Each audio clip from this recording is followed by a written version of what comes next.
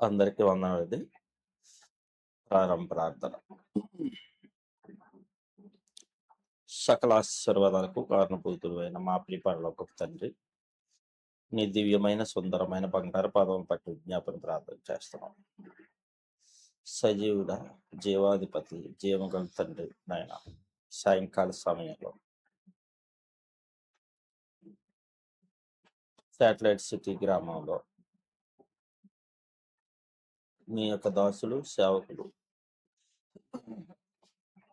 మీ కుమారుడైన విజయ్ కుమార్ అయ్య గారి యొక్క సమాధాన గృహంలో ఇట్టి రీతిగా మరలా ఇంకొక ఆదివారం సాయంకాల సమయంలో సద్భాష్య ప్రబోధం అనేటువంటి కార్యక్రమానికి కలుసుకుని మీ అందరితో మాట్లాడడానికి ఈరోజు మీరు మాకు స్పష్టంగా ఏదైతే సూటిగా మాట్లాడాలనుకుంటున్నారో, సెలవు ఇవ్వాలనుకుంటున్నారో, నేర్పించాలనుకుంటున్నారో అట్టి ధన్యతను పొందుకోవడానికి అవకాశం ఇచ్చి మమ్మల్ని నడిపించి తీసుకుని వచ్చి సంరక్షించి కాచి కాపాడినందుకు వందనాలు, స్తుతులు, స్తోత్రాలు.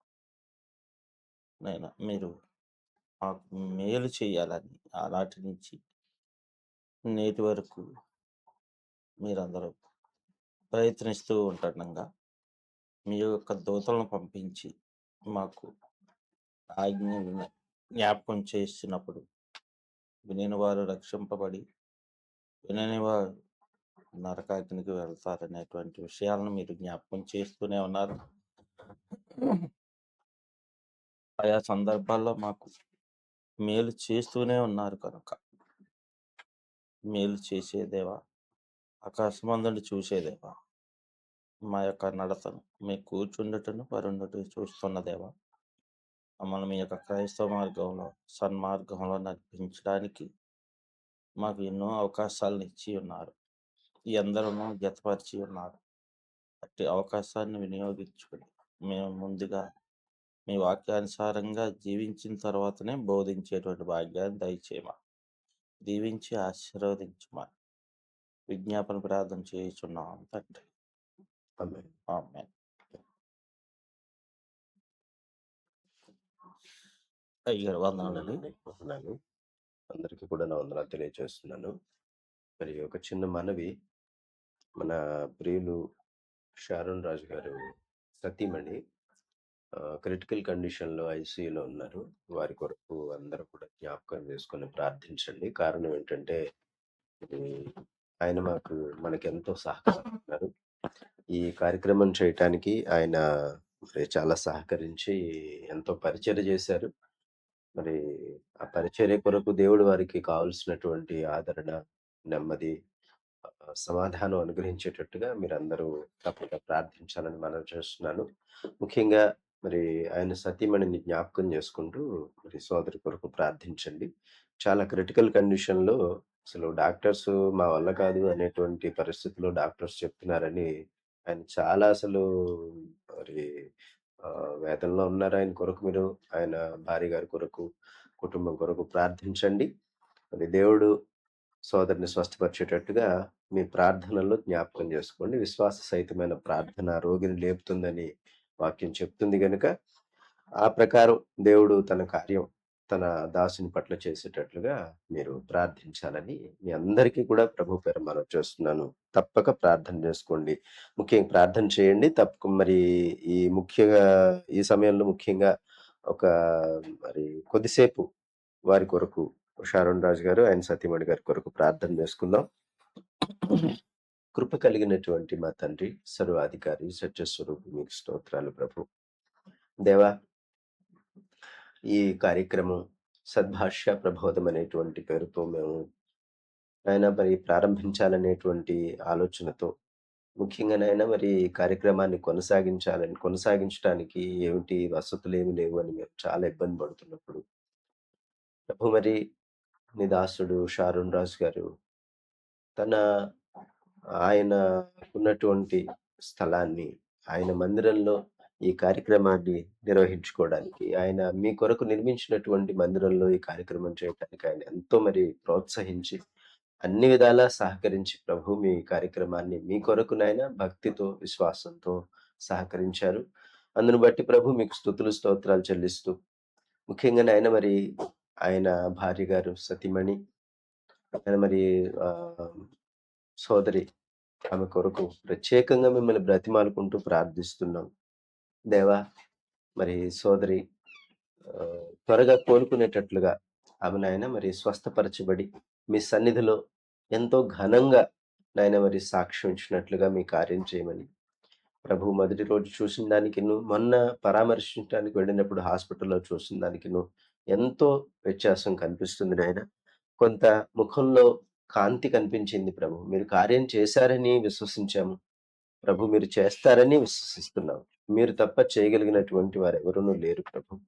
నాయన తన శరీరంలో మరి సిస్టర్ గారు శరీరంలో ఏ భాగమైతే సరిగా పని చేయట్లేదో ఆ భాగాన్ని ప్రభు మీరు ముట్టి స్వస్థపరచమని, వైద్యులందరూ కూడా ఇది మా వల్ల అయ్యేటటువంటి పని కాదని ఆయన మరి ఎంతో బాధాకరమైనటువంటి విషయాన్ని చెప్తున్నారు ప్రభు. మరి మీరు జ్ఞాపకం చేసుకోండి.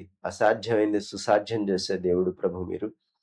మీరు చేయలేని కార్యం ఏమీనూ లేదు ప్రభు. మీరు మాట మాత్రం సెలవిస్తే సమస్తము సాధ్యమవుతుంది. మాట చేత భూమిని చేశారు, మాట చేత ఆకాశాన్ని చేశారు, మాట చేత సమస్త సృష్టిని చేశారు. అంతటి మహత్తు కలిగినటువంటి దేవుడు మీరు. అందుకే ప్రభు మిమ్మల్ని బ్రతిమాలుకుంటూ మీ పాదాలు పట్టుకొని నాయన మరి సిస్టర్ గారిని మీ చేతులకు అప్పగిస్తున్నాం. జ్ఞాపకం చేసుకోండి. కుటుంబంలో మేలు చేయండి నాయన, స్వస్థపరచండి, సంతోషంగా తిరిగి గృహానికి చేరుకునేట్లుగా మీ ఆదరణ దయచేయండి ప్రభు. మరి శరీరానికి కావలసిన సత్తువ, బలము దయచేయండి ప్రభు. మీ సన్నిధిలో ఫలింప చేయండి, ఆదరించండి. క్రీస్తు ప్రభు ద్వారా బ్రతిమాలు వేడుకుంటున్నాము తండ్రి. ఆమేన్. ఆమేన్.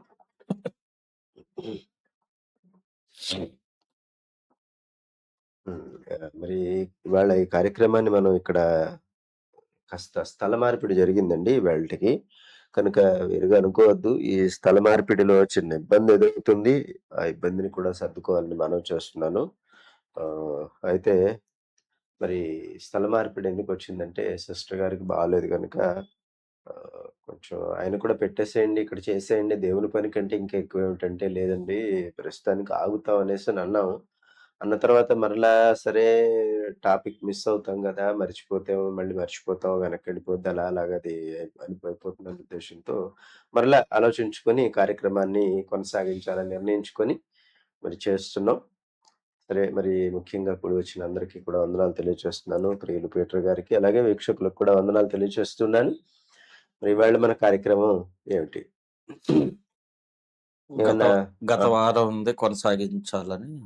ఓకే. అంటే మోషే కనానుకి ఎందుకు వెళ్ళలేదనేటువంటి విషయంలో మనం అక్కడ ఇశ్రాయేలు అనే మాటని చెప్పుకుంటూ విశ్వాస సంబంధులే ఇశ్రాయేలీయులు అని మనం చెప్పుకున్నాం. ఎవరైతే విశ్వాస సంబంధులు అని అనుకున్నామో, ఏంటి ఏమన్నా వేరుగా ఏమన్నా చేశారా?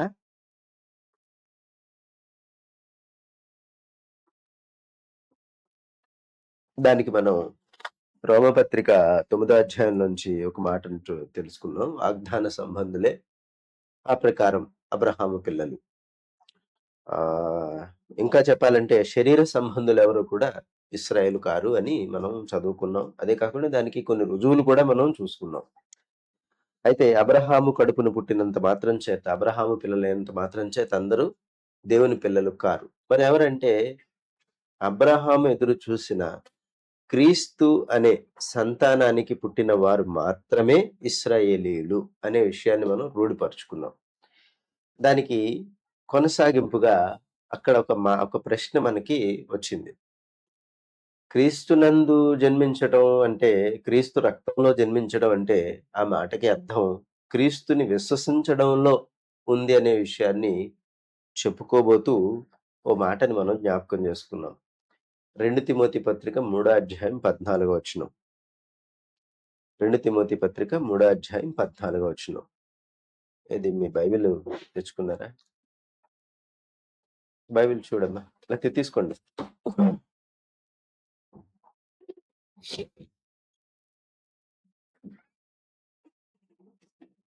2 తిమోతి పత్రిక 3వ అధ్యాయం 14వ వచనం.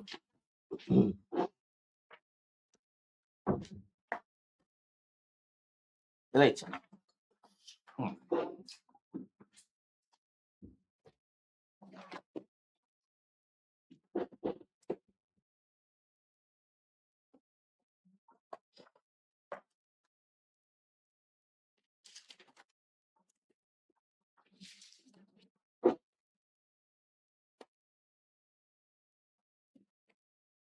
2 తిమోతి 3:14.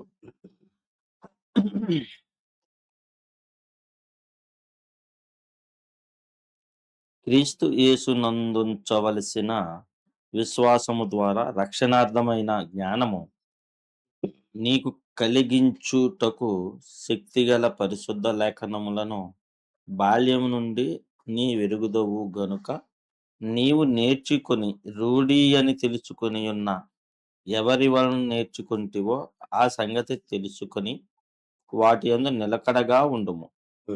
చాలండి. Okay, right. నా బైబిల్ నాకు ఇచ్చేయండి. అలాగే. ఓకే. ఇక్కడ మనకి కనిపిస్తున్న విషయం ఏంటంటే, క్రీస్తు యేసునందు ఉంచవలసిన విశ్వాసము ద్వారా రక్షణార్థమైన జ్ఞానము నీకు కలిగించుటకు శక్తిగల పరిశుద్ధ లేఖనాల్ని బాల్యం నుండి నువ్వు వెరుగుదువు కనుక నీవు నేర్చుకొని రూఢి అని తెలుసుకున్నవి ఎవరి వలన నేర్చుకుంటివో ఆ సంగతి తెలుసుకొని వాటి యందు నిలకడగా ఉండుము. ఇప్పుడు క్రీస్తు యేసునందు ఉంచవలసిన విశ్వాసం అంత మట్టుకు ఈ పూట మనం ఈ తరగతిలో నేర్చుకునే ప్రయత్నం చేద్దాం.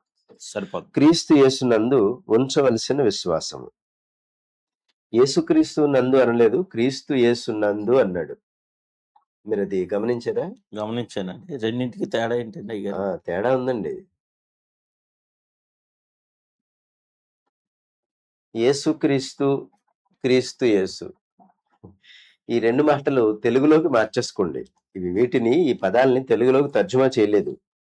క్రీస్తు, యేసు, తర్వాత ఇలా బాప్తిస్మం ఇలాంటివేవి కూడా తెలుగులోకి తర్జుమా చేయలేదు.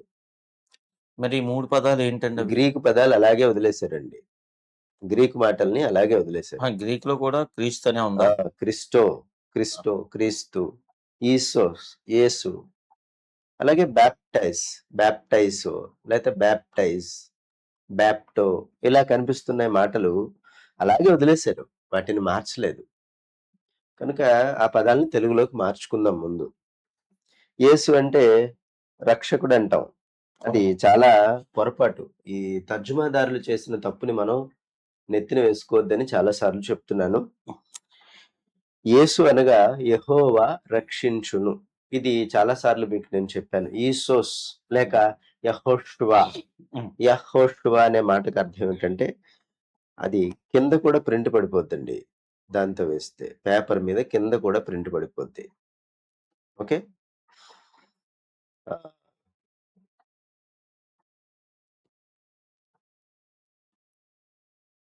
You can use it.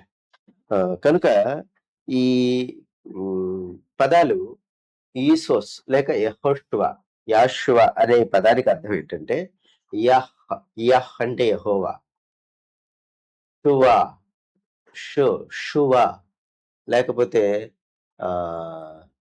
హీబ్రూలో అర్థం సాల్వేషన్. సాల్వేషన్ అన్నదాన్ని ఎలా చెప్పాడంటే షవ, లేకపోతే ఆ పదాన్ని జాగ్రత్తగా చూసుకోవాలండి. గ్రీకులో అయితే అది సొటీరి అని చెప్పాడు. రక్షణ అనే మాట సొటీరి అని చెప్పాడు. హిబ్రూలో యహ్, యహ్, యహ్ ఫస్ట్ వచ్చేది అదే. Yeah, yeah షువా, yeah హోషువా. సో కాబట్టి ఏంటంటే ఆ మాటకు అర్థం యెహోవా రక్షించును. యెహోషువా అనే పేరుకి అర్థం ఏంటంటే యెహోవా రక్షించును, లేక యెహోవా ఇతని ద్వారా రక్షించును అని అర్థం. ఆ పేరు ఎవరికి ఉంటే అతని ద్వారా రక్షిస్తాడు. కనుక క్రీస్తు అనే మాటకు అర్థం అభిషక్తుడు. అభిషక్తుడు యెహోవా రక్షించును అనే పేరున్న వ్యక్తి ఇద్దరు కాదు ఒక్కరని చెప్పటానికి. 2 పేర్లే గాని ఆ 2 పేర్లు కలిగిన వ్యక్తి ఒక్కడే సుమా అని నిర్ధారణ చేయటానికి క్రీస్తు యేసు అన్నాడు. క్రీస్తు యేసు. క్రీస్తని ఎందుకు విశ్వసించాలి? యేసని ఎందుకు విశ్వసించాలి? అన్న 2 విషయాల్ని ఇక్కడ చెప్తున్నాడు. క్రీస్తుని విశ్వసించడం అంటే ఏమిటి? రక్షకుడు రక్షిస్తాడని. అభిషక్తుడని. అభిషక్తుడని. క్రీస్తు అభిషక్తుడని. ఎలా అభిషక్తుడని?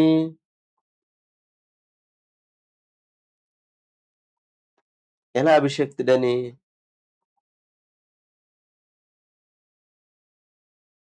తెలియదండి. నీ అభిషక్తుని ముట్టనీయవు అనే మాట ఆ. చదివిన జ్ఞాపకం నీ ఉందా? శరీరానికి కుళ్ళు పట్టనీయవు. నీ పరిశుద్ధిని కుళ్ళు పట్టనీయవు, గోతిని చూడనీయవు, నీ అభిషేక్ సో అండ్ సో ఈ మాటలు మనకు కనిపిస్తాయి.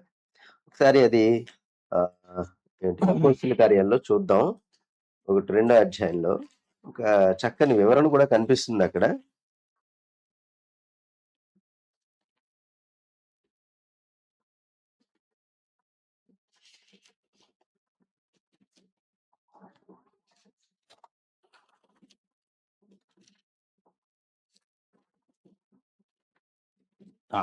చెప్పండి.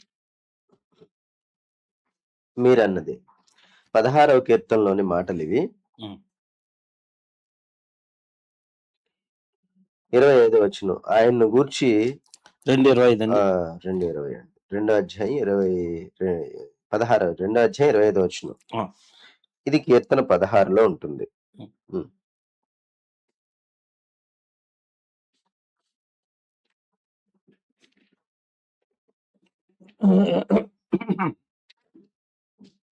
ఆయనను గూర్చి దావీదు ఇట్లా నేను ఎల్లప్పుడు నా ఎదుట ప్రభువును చూచుచుంటిని. ఆయన నా కుడి పార్శ్వమున ఉన్నాడు గనుక నేను కదల్చబడను. కదలండి. అలా చెప్తున్న ఆ జ్ఞాపకాన్ని మనం మళ్ళీ ఎక్కడ చూడొచ్చు అంటే కీర్తన గ్రంథం 89లో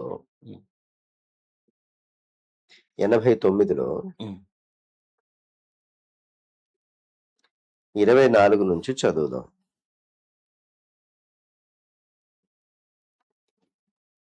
నా విశ్వాస్యతయు నా కృపయు అతనికి తోడయుండును. నా నామమును బట్టి అతని కొమ్ము హెచ్చించబడును. నేను సముద్రం మీద అతని చేతిని, నదుల మీద అతని కుడి చేతిని ఉంచెదను. నీవు నా తండ్రివి, నా దేవుడవు, నా రక్షణ దుర్గము అని అతడు నాకు మొరపెట్టును. కావున నేను అతని నా జ్యేష్ఠ కుమారునిగా చేయుదును, భూరాజులలో అత్యున్నతునిగా ఉంచెదను. నా కృప నిత్యం అతనికి నుండజేసేదను. నా నిబంధన అతనితో స్థిరముగా ఉండును. శాశ్వత కాలము వరకు అతని సంతానమును, ఆకాశమున్నంత వరకు అతని సింహాసనమును నేను నిలిపెదను చెప్తూ 38వ వచనం. నీ అభిషక్తుని మీద అధిక కోపము చూపి ఉన్నావు. ఈ మాటలన్నీ ఎవరి కోసం చెప్పినవి అంటే దావీదుని జ్ఞాపకం చేసుకుంటూ, దావీదుకి దేవుడు చేసినటువంటి కార్యాలను జ్ఞాపకం చేసుకుంటూ, దావీదుకు దేవుడు చేసిన ప్రమాణాన్ని జ్ఞాపకం చేసుకుంటూ వారు ఈ పాట పాడారు. ఈ పాటలో ఏమంటున్నాడంటే, నీ అభిషక్తునికి విరోధంగా అధిక కోపం చూపిన్నావు, నీ అభిషక్తుని మీద నీవు అధిక కోపం చూపావు అని చెప్పాడు. నా పరిశుద్ధత తోడని నేను ప్రమాణం చేసి తిని, దావీదుతో నేను అబద్ధమాడను, ఇట్లు సెలవిచ్చి ఉండి నీవు మమ్మును విసర్జించున్నావు అని యజ్రెహీయుడైనటువంటి ఏతాను పాడినటువంటి కీర్తన. ఈ కీర్తనలో చెప్తున్నాడు, నీ అభిషక్తుని మీద నీవు అధిక కోపము చూపి ఉన్నావు. 89వ సంకీర్తనలో 89వ కీర్తనలో నాట్ సంకీర్తన 89వ కీర్తన 38వ వచనంలో చెప్పిన మాటది. కాబట్టి ఇలా చెప్తున్నటువంటి ఈ అభిషేక్తుని గురించిన విషయం నాటి భక్తుల విషయంలో ఎలా ఉందో, నేటి క్రైస్తవ సమాజం ఎలా ఉందో మనం చూడాలి. ఆ వేరియేషన్ వాళ్ళు నేర్చుకోవాలి మనం. క్రీస్తు అంటే అర్థం ఇది, అభిషక్తుడు అంటే అర్థం అది. అభిషక్తుడు దావీదుని అభిషేకించాడు సమూయేలు. మొట్టమొదటి అభిషిక్తుడు ఎవరండి? ఆ, సౌలు. సమయల్ సౌలు. సౌలు సౌలు మొదటి అభిషిక్తుడు రాజుగా. దావీదు ఆ ప్లేస్ ని రిప్లేస్ చేశాడు, ఫుల్ఫిల్ చేశాడు. దావీద్ తర్వాత అభిషిక్తుడు ఎవరు? దావీద్ తర్వాత అభిషిక్తుడు ఎవరు? సులోమాన్. ఈ మధ్యలో ఎందరున్నా దావీదు కడుపును పుట్టింది మాత్రం యేసుక్రీస్తే. ఎందరు పుట్టినా సరే వాళ్ళు ఎవరు దావీదు కొడుకులు కాదు. కొడుకులే కానీ కాదు. ఇది బైబిల్ భాష నేర్చుకోవాలి మనం. ఎందరు పుట్టినా వాళ్ళెవరు కూడా దావీదుకి కొడుకులు కాదు. కడుపునే పుట్టారు, దావీదు రక్తాన్నే పుట్టారు, కానీ వాళ్ళెవరు కాదు. మరెవరు అంటే ఛాయ. వాళ్ళెవరు కూడా కాదు. అసలు దావీదే ఛాయ. దావీదే ఛాయ. దేనికి? నిజమైన ప్రభువుకి దావీదు ప్రభువుగా ఛాయ. దావీదు కూడా ప్రభువే. ఈ విషయాన్ని ఒప్పుకుంటారా? ఎవరో ఒప్పుకోరండి. తెలుగు బైబిల్లో ఏలినవాడా అని రాశారు. దావీదుతో ఆమె ఏలినవాడా అంటే ఏంటి అర్థం? ఆమె అంటే ఎవరండి? ఎవరో ఒక స్త్రీ వచ్చింది ఆయనతో మాట్లాడుతూ, దావీదుతో అంటే రాజ్యంలో ప్రజలను పరిపాలించే ఏలినవాడా అంటే రాజా అని అర్థమట. కానీ అవును. అక్కడ ఒరిజినల్ గా ఏముందంటే ఆడోన్, నా ప్రభువా, నా ప్రభువా అని దావీదుని అంటుంది ఆవిడ. ప్రజలను పరిపాలిస్తున్నాడు, నా తండ్రి లాంటి ప్రభువా. ప్రభు అంటుంది. మరి అప్పుడు దావీదు ఎవరి ప్లేస్ లో ఉన్నాడు? అదే మాట ఆడోన్ అని రాస్తుంది. నా ప్రభువా అని ఆవిడ పిలుస్తుంది. కానీ తెలుగులో మాత్రం ఏలినవాడా అని రాశారు. ఇంగ్లీష్ లో మై లార్డ్ అని ఉంటుంది. హీబ్రూలో కూడా అలాగే ఉంది. ఆడోన్, అడోనాయ్, అడోనాయ్ అని ఎడోన్ అని ఉంటుంది. అడోన్ అంటే ప్రభు. అది మనం 100వ కీర్తనలో కూడా చూడొచ్చు, 110వ కీర్తనలో కూడా చూడొచ్చు. ఏమని? ప్రభువు నా ప్రభువుతో సెలవిచ్చిన వాక్కు అని. కానీ అక్కడ ఏముందని చెప్పుకున్నాం మనం? నా ప్రభువుతో, నా ఆడోన్తో యెహోవా సెలవిచ్చిన వాక్కు. నా దావీదు అంటున్నాడు, నా ప్రభువుతో, అడోన్ అంటే ప్రభు, నా ప్రభువుతో యెహోవా సెలవిచ్చిన వాక్కు. ఏమని? నీ శత్రువులను నీ కుడి పార్శ్వను నీ శత్రువులను నీ పాదములకు పీఠముగా చేయి వరకు నువ్వు నా కుడి పార్శ్వాన్ని కూర్చోమని యెహోవా నా ప్రభువుతో చెప్పడం నేను చూస్తున్నాను, వింటున్నానని చెప్పాడు. అప్పుడు దావీదు కూడా ప్రభు ఉన్నాడని అర్థమైంది కదా మనకి. దావీదు కూడా ప్రభు ఉన్నాడు. ఆ ప్రభు ఎవరు అంటే యేసు ప్రభు మళ్ళా దాన్ని ఉటంకిస్తూ చెప్పాడు. ఏమనంటే, మీరు నన్ను దావీదు కుమారుడని పిలుస్తున్నారు కదా, దావీదే నన్ను ప్రభువా అన్నాడు. అలాంటప్పుడు మీరు దావీదు కుమారుడని ఎలా పిలుచుచున్నారు అని అడిగాడు. ఇది ఎక్కడన్నా చదివిన జ్ఞాపకం ఉందా? అస్సలు గుర్తులేదు. మీరు దావీదు కుమారుడని ఎలా పిలుచుచున్నారు అని అన్నాడు. ఆ మాట చూపిస్తాను, ఒక చిన్న చరణం పాడండి.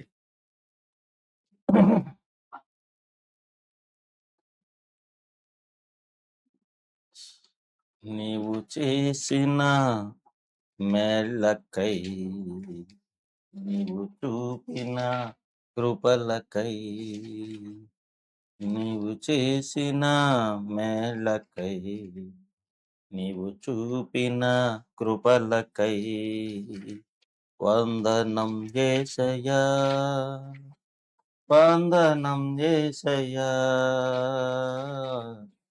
వందనం యేసయ్యా, వందనం యేసయ్యా.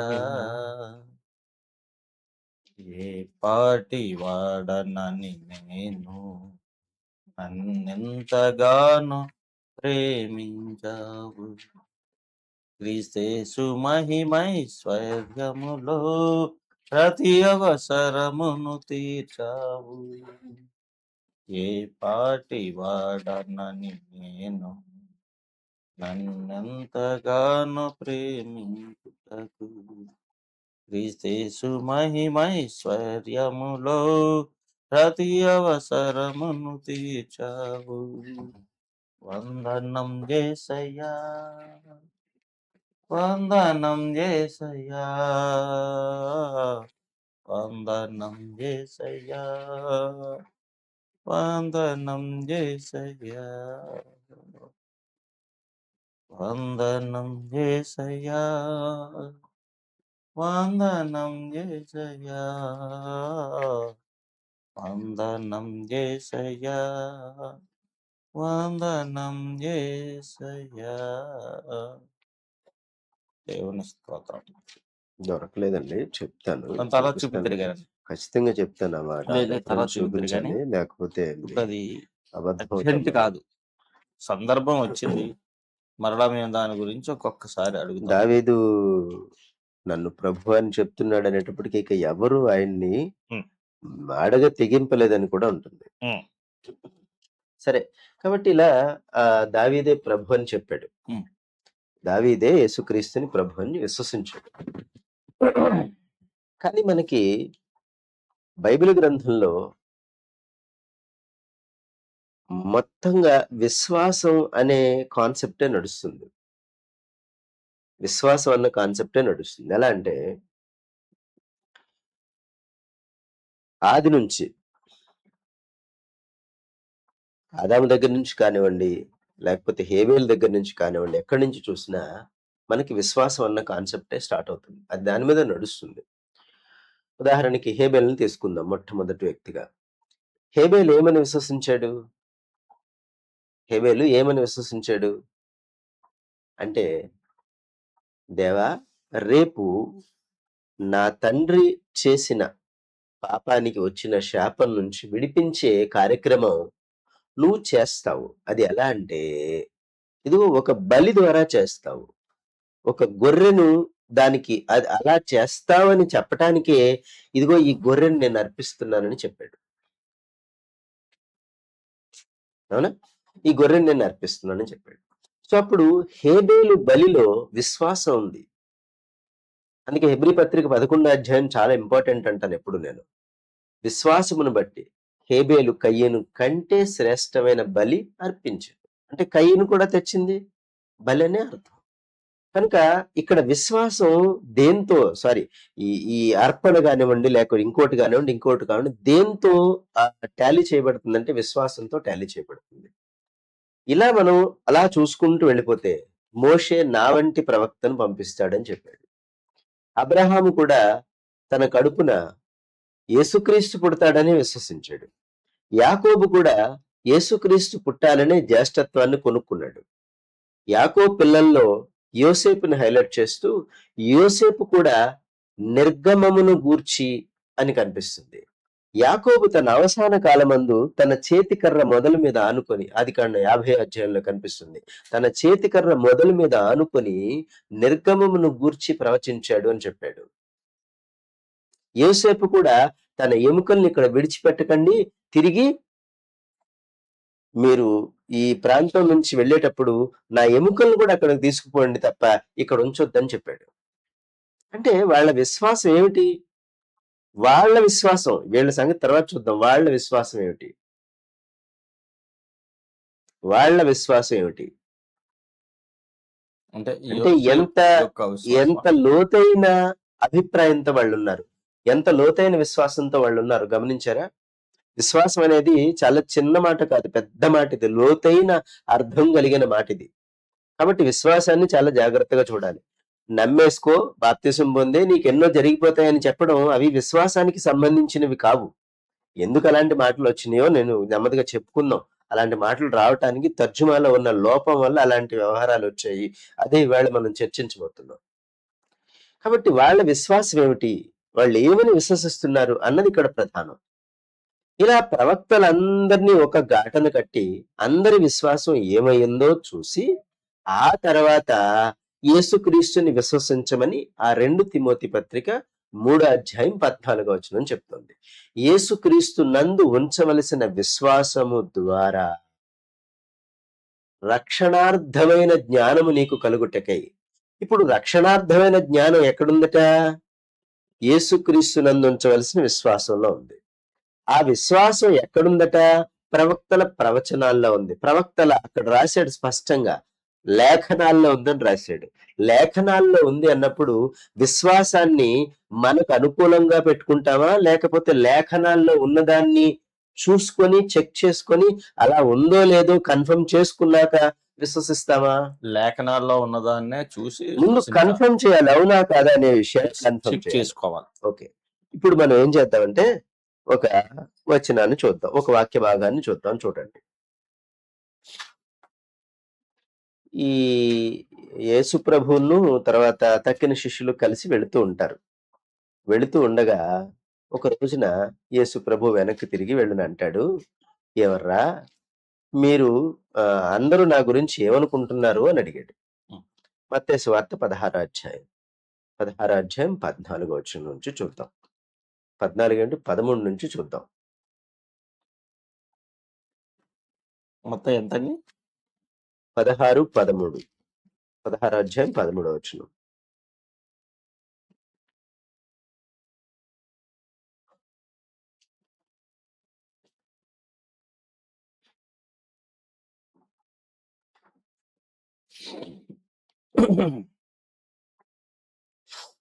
యేసు ఆ, పిలుపుదైన ఉమ్, కైసరయ ప్రాంతములకు వచ్చి వచ్చి మనుష్య కుమారుడు ఎవరని జనులు చెప్పుకొనుచున్నారని ఉమ్, తన శిష్యులను అడుగగా ఉమ్, వారు కొందరు బాప్తిస్మిచ్చి యోహాననియు, ఉమ్, కొందరు ఏలియా అనియు, ఉమ్, కొందరు ఇర్మియా అనియు, ఉమ్, లేక ప్రవక్తలలో ఒకడనియు చెప్పుకొనుచున్నారనేది. ఇంకా చదవండి, ఇంకా అందుకు చదవండి. ఆయన మీరైతే ఇక్కడ నేను చూడండి, ఆ, ఇక్కడ ఏం మాట్లాడుతున్నాడో చూడండి. ఉమ్, అందరూ ఏమనుకుంటున్నారని అడిగితే ఉమ్, వాళ్ళు ఏం చెప్పారు? అందుకు ఆయన వాళ్ళు ఏం మీరైతే చెప్తున్నారు? నేను ఎవడని చెప్పుకొనుచున్నారని వారిని అడిగాను. అందుకు బాప్తిస్మ ఇచ్చే యోహానని ఆ, కొందరు, ఉమ్, ఏలియా అని కొందరు, ఉమ్, లేక ఇర్మియా అని కొందరు, ఉమ్, లేదా ప్రవక్తల్లో ఒకడని చెప్పుకుంటున్నారని అన్నారు. ఉమ్, ఓహో, అలాగైతే మీరైతే నేను ఎవరినని చెప్పుకుంటున్నారని అడిగాడు. ఉమ్, ఇప్పుడు డైరెక్ట్ అవుతున్నాడు ఆయన. ఉమ్. మిగతా వాళ్ళు ఏమనుకుంటున్నారు అని అడిగినప్పుడు వాళ్ళు వాళ్ళు అనుకున్నది అన్నది ఏలియా, ఇర్మియా వాళ్ళు అనుకున్నారు. విన్నది చెప్పారు, ఏమనుకుంటున్నారని చెప్పాడు. ఓకే, సరే బాగుంది, మరి మీరేమనుకుంటున్నారు అని అడిగాడు. అడిగితే దానికి 16వ వచనం. అందుకు సీమోను సీమోను పేతురు, పేతురు, నీవు సజీవుడకు దేవుని కుమారుడు అయినావని, ఆ? నీవు సజీవుడకు దేవుని కుమారుడు అయిన క్రీస్తు అని చెప్పాను. క్రీస్తు అని చెప్పాను. నీవు సజీవుడైన దేవుని కుమారుడవైన, నీవు సజీవుడగు దేవుని కుమారుడవైన క్రీస్తు అని చెప్పాను. ఏంటండి పేతురు విశ్వాసం? సీమోను పేతురు విశ్వాసం ఏంటి? దేవుని కుమారుడైన క్రీస్తు అని చెప్పాడు. ఎలా తెలుసు అతనికి? ఇదివరకు ఈయన ఎవరో ఆయనకి తెలియదు, టచ్ లేదు. ఎలా తెలిసింది అతనికి? సజీవుడైన దేవుని కుమారుడైన క్రీస్తు అని చెప్పాడంటే అసలు ఎలా తెలిసింది పేతురికి? కొన్ని లేఖనాల్లో ప్రావీణ్యుడు కాదు. ఎలా తెలిసింది మరి? అది అంటే దేవుడే సాక్ష్యం ఇచ్చారు కదా కింద. బైబిల్లో ఎవరు యూదుడని చెప్తున్నాడో ఆ యూదుడికి ఇందాక మనం చదువుకున్న 2 తిమోతి పత్రిక 3:14 ప్రకారం బాల్యం నుంచి లేఖనాలు ప్రతి యూదుడు ఎరిగి తీరాలి అన్నది రూల్. ప్రతి ఒక్కడు ఎరిగి తీరాలి, వాడికి తెలిసి తీరాలి. వాడికి ప్రతిరోజు లేఖనాల్ని అప్పచెప్పడం అనే కార్యక్రమం ఉంటుంది. బైహార్ట్ చేయడం ఉంటుంది. దాన్ని ఏమంటారు? బైహార్ట్ చేయడం అంటే మెమరైజ్ చేయడం, అది బాగా గుర్తుపెట్టుకోవడం, అభ్యాసం చేయడం ఉంటుంది. యూదుడికి అది అభ్యాసం, అది తప్పదు, వాడు ఖచ్చితంగా చేయాల్సిందే. కనుక ఈ కోవలో పేతురుకు కూడా నాలెడ్జ్ ఉండే అవకాశం ఉందా? ఉందండి. అంటే వినటం అనేది కూడా ఉంది. వినటం అనేది కూడా ఉంది. యెషయా గ్రంథంలో చూస్తే ఎన్ని రకాల ప్రవచనాలు చెప్పాడు యెషయాలో. ఇదిగో కన్యక గర్భవతి అయి కుమారుణ్ణి కను. ఈ ప్రవచనం నెరవేరినప్పుడు ఓహో, ఆ ప్రవచనం నెరవేరిందని నిర్ధారిస్తాం. కానీ నెరవేరటానికి మధ్యలో గ్యాప్ ఉంటుంది. ఈ గ్యాప్ లో ఉండేది ఏమిటి?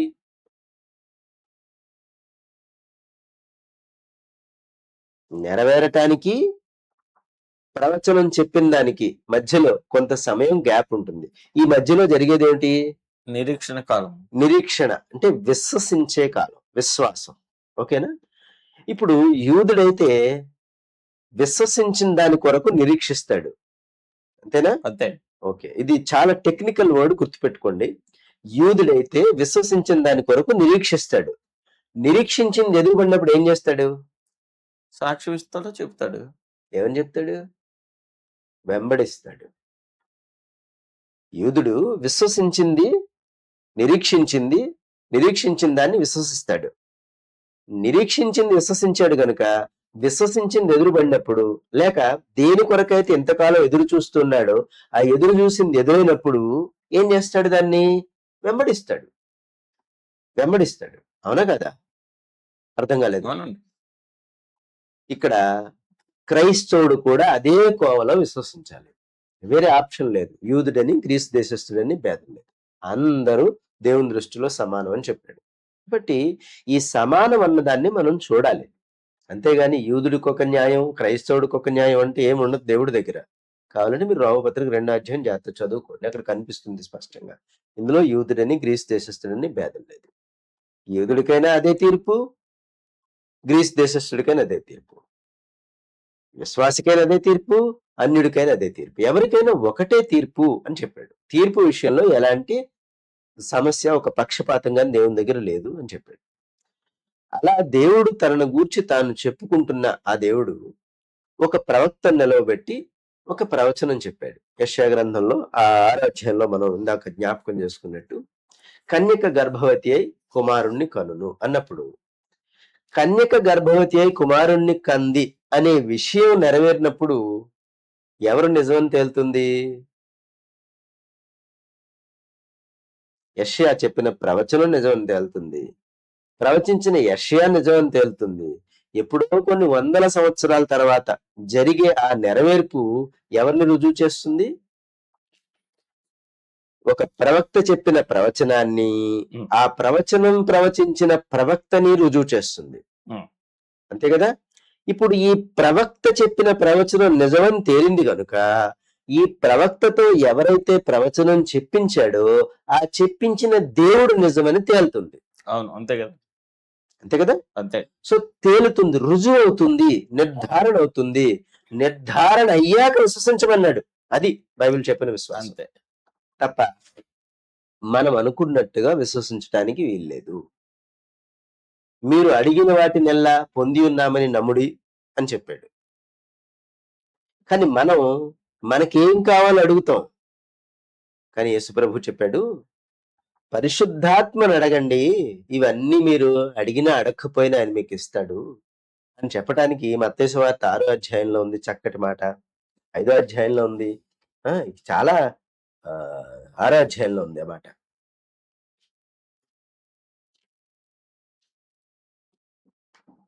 33లో 32, 33 ఇవన్నీ మీకు కావాలనని మీ పరలోకపు తండ్రికి తెలియను కాబట్టి మీరు ఆయన రాజ్యమును నీతిని మొదట వెతుకుడి, అప్పుడు అవన్నీ మీకు అనుగ్రహించు చెప్పాడు కదా. ఇవన్నీ ఆ పైనంతా కూడా చూస్తే చాలా ఏం ధరించుకుంటాయి, ఏం తింటాయి, ఏం చేస్తాయి, అలా ఉంటాయి, ఇవన్నీ నీకు చింత. కానీ ఇవన్నీ ఆయన మీద వేసేయి, నీకు సంబంధం లేదు. ఆయన పడతాడు కదా, అవన్నీ నీకెందుకు, పరలోకంలో ఉన్న తండ్రి చూసుకుంటాడు, ఆ విషయం నీకెందుకయ్యా తలనొప్పి అని అడుగుతూ ఏమంటున్నాడంటే, మీ పరలోకపు తండ్రికి ఇవన్నీ కావాలని తెలుసు కాబట్టి మీరు మొదట ఆయన నీతిని రాజ్యాన్ని వెదకండి, అప్పుడు అవన్నీ మీకు అనుగ్రహించబడని చెప్పాడు. సో వెదకాల్సింది మానేస్తున్నాం, అడగాల్సింది మానేస్తున్నాం. ఇంకా చెప్పాడు చూడండి. మీకు ఇంకొక మాట కూడా చెప్పాలి. ఈ యోహాను సువార్త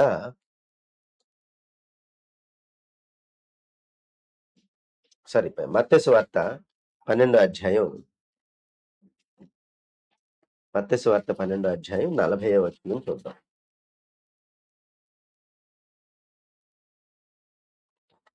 మత్తయి సువార్త 12:40 చూద్దాం. 12:40 చూద్దాం. అంటే యాక్చువల్గా ఇది 38 నుంచి చదవాలి. 38 నుంచి చదవాలి. అప్పుడు శాస్త్రుల్లోను పరిసయ్యుల్లోను కొందరు, బోధకుడు నీ వలన ఒక సూచక క్రియ చూడగోరుచున్నామని ఆయనతో చెప్పగా ఆయన ఇట్లనెను, వ్యభిచారులైన చెడ్డతరం వారు సూచక్రియను అడుగుతున్నారు. ప్రవక్త అయిన యోనాను గురించిన క్రియే గాని మరి ఏ సూచక క్రియలను వారికి అనుగ్రహించబడదు. ఇప్పుడు యోనా ఎవరికి సూచనగా ఉన్నాడు? వ్యభిచారులైన చెడ్డతరం వారికి. ఇప్పుడు యోనా ఎవరికి సూచనగా ఉన్నాడు? వ్యభిచారులైన చెడ్డతరం వారికి యూదులకి అదే వ్యభిచారులైన చెడ్డతరం వారు సూచక్రియను అడుగుచున్నారు. ఎస్ ప్రవక్త అయిన యోనాను గూర్చిన సూచక క్రియే గాని మరి ఏ సూచక క్రియను వారికి అనుగ్రహించబడదు. యోనా 3 రాత్రింబగళ్ళు తిమింగలం కడుపులో ఎలాగుండెనో ఎస్ అలాగే మనుష్య కుమారుడు 3 రాత్రింబగళ్ళు భూగర్భంలో ఉండును అని చెప్పాడు. ఈ మాట కూడా అర్థం కాలేదు. ఇప్పుడు ఇంతకీ యోనా ఎవరికి సూచనగా ఉన్నాడు? యోనా ఎవరికి సూచనగా ఉన్నాడు?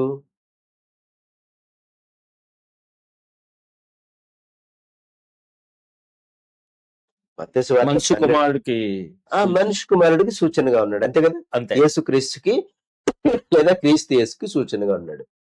ఒక ప్రవక్త క్రీస్తుకి సూచనగా ఉన్నాడు. ఇప్పుడు యోనాని విశ్వసించడం అంటే ఎవరిని విశ్వసించడం? మనిషి కుమారుడు. ఇంతకీ వెరీ గుడ్, క్రీస్తుని విశ్వసించడం. యోనాని విశ్వసించడం అంటే ఎవరిని విశ్వసించడం? క్రీస్తుని విశ్వసించడం. ఏమిటి యోనాలో నేర్చుకోవాల్సింది?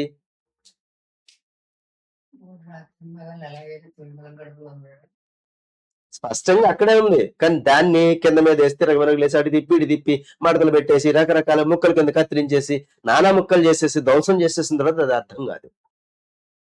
అక్కడ ఏముంది? 3 రాత్రింబగళ్ళు ఎలాగూ తిమింగలం కడుపులో యోనా ఉన్నాడో అలాగే మనుష్య కుమారుడు కూడా ఉండును అని చెప్పాడు, అంతే కదా? మనుష్య కుమారుడు కూడా భూగర్భంలో ఉంటాడని చెప్పాడు, రైట్? మరి ఇప్పుడు యోనా దగ్గర ఏం నేర్చుకుంటే యేసుక్రీస్తులో దీన్ని చూడగలం?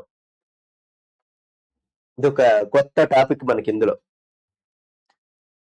మన వాళ్ళు యోనా గ్రంథం తీసి యోనా గ్రంథంలో దేవుడు మాట వినకుండా యోనా పారిపోయాడని, పారిపోయిన యోనాని సముద్రంలో పడేశారని, నన్ను పడేస్తే ఈ జాడ్యం మీకు వదిలిపోద్దన్నాడని పడేశారని, పడేస్తే ఒక గొప్ప మత్స్యాన్ని దేవుడే నియమించి దాంతో మింగేట్టు చేశాడని, మింగిన యోన దాని కడుపులో ఉండి ప్రార్థన చేస్తున్నాడని, ప్రార్థన చేస్తూ ఉండగా ఆమెననే లోపు ఆ చేప, ఆ తిమింగలం నినివే పట్టణం ఒడ్డున కక్కిందని మనం చూస్తున్నాం, అంతేనా? 3 రాత్రులు 3 పగళ్ళు యోన తిమింగలం కడుపులో ప్రయాణం చేశాడా లేదా? చేశాడు అనే కదా చెప్తున్నాడు.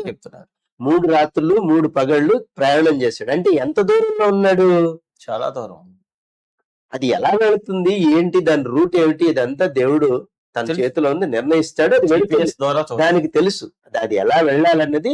దేవుడు దానికి డైరెక్షన్ ఇస్తాడు, ఆ ప్రకారం అది వెళ్ళిపోతుంది. అలా వెళ్తుందో లేదో ఆయన డైరెక్షన్ చేస్తాడు ఆయన. సరే, అట్లా ఉంచండి దాని ఆ విషయాన్ని. కానీ ఇంతకీ 3 రాత్రులు 3 పగళ్ళు యోనా తిమింగలం కడుపులో బ్రతికే ఉన్నాడా, చచ్చిపోయాడా? బ్రతికే ఉన్నాడండి. అప్పుడు బైబిల్ అబద్ధం అయిపోద్ది. చూడండి, బ్రతికున్నాడు కాబట్టి ప్రార్థన చేశాడని ఉంది కదా. అదేనండి, అక్కడేనండి మనకి ఈ లోపాలు అవే. ఆ లోపాల వల్లే ఇక్కడ దాకా వచ్చింది. ఈ తర్జుమా లోపాలు అనమాట. ఆ లోపం ఏమిటో ఇప్పుడు చూపిస్తాను చూడండి. తిమింగలం కడుపులో, చేప కడుపులో బ్రతికి ఉన్నాడా?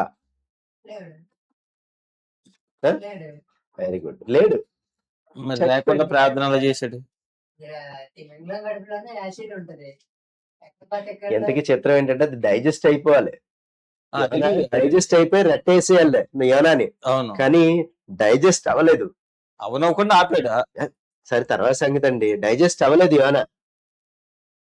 ఒకవేళ డైజెస్ట్ అయిపోయినా కూడా ఆయన తిరిగి బతికించి లేపే సమర్థుడు ఎవరు? దేవుడు. దీన్ని చూస్తే ఏమర్థం అవ్వాలి మనకి?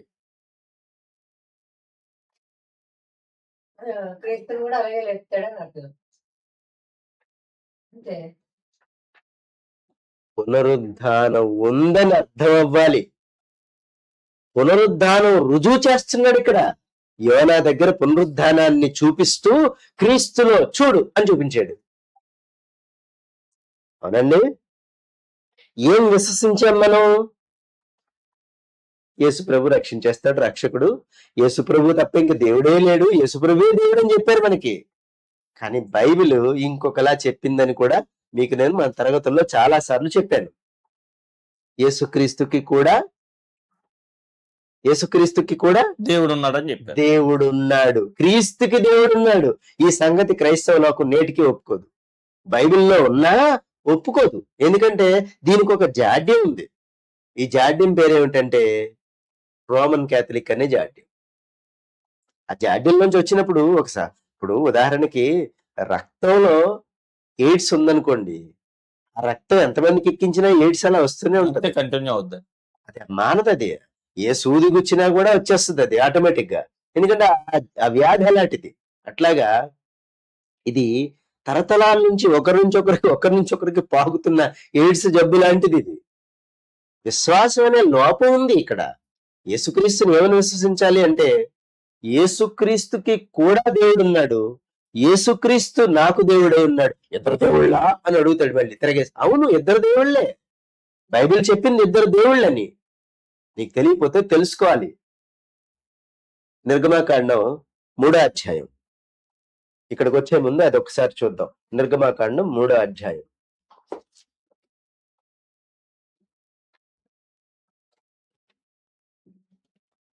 నిర్గమాకాండం 3వ అధ్యాయం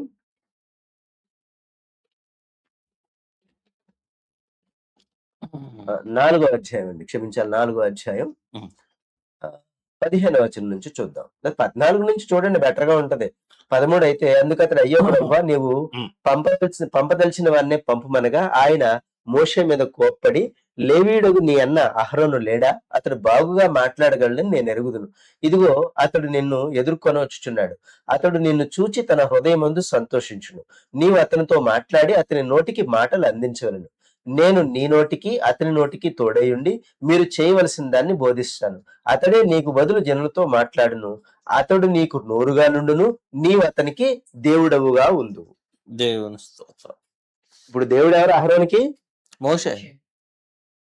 మోషే. అప్పుడు మోషేకి దేవుడు లేడా? ఉన్నాడు. మరి ఇదేమిటి ఒప్పుకోదు? మోషే చెప్పాడు ద్వితీయోపదేశకాండం 18:18లో, నా వంటి ఒక ప్రవక్తను, మోషే లాంటి ఒక ప్రవక్తను పంపించినప్పుడు మోషేకి దేవుడు ఉన్నాడు. అప్పుడు మోషే వంటి ప్రవక్తకి కూడా దేవుడు ఉన్నాడు. ఉన్నాడా? ఉన్నాడండి. మరి ఏమిటి అబద్ధమాడుతోంది క్రైస్తవ లోకం? ఇలా అబద్ధంతో క్రైస్తవ్యాన్ని నిరూపించాల్సిన అవసరం లేదు. సత్యంతో నిరూపణ చేసుకోవాలి. యేసుక్రీస్తుకి కూడా దేవుడున్నాడు అనటానికి ఇది ఇంకొక ఆధార వచనం. అలాగే న్యాయాధిపతుల్ని కూడా దేవుడు అన్నాడు, దేవుళ్ళు అని కూడా చెప్పాడు. చూడండి, ఆ 82వ కీర్తన అనుకుంటాను, దైవముల మధ్యన దేవుడు నిలిచి ఉన్నాడు. 82వ కీర్తన.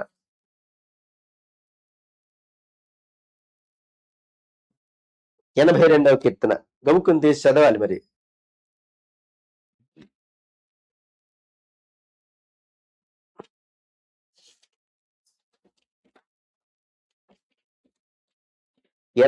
కీర్తన.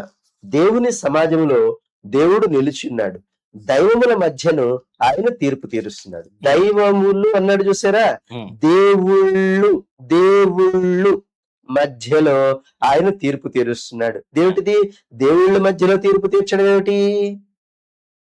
దేవుళ్ళ మధ్యలో తీర్పు తీర్చడం ఏమిటి? ఈ భాష చూడండి ఎట్లా ఉందో. దేవుళ్ళ మధ్యలో, ఎలోహిం మధ్యను,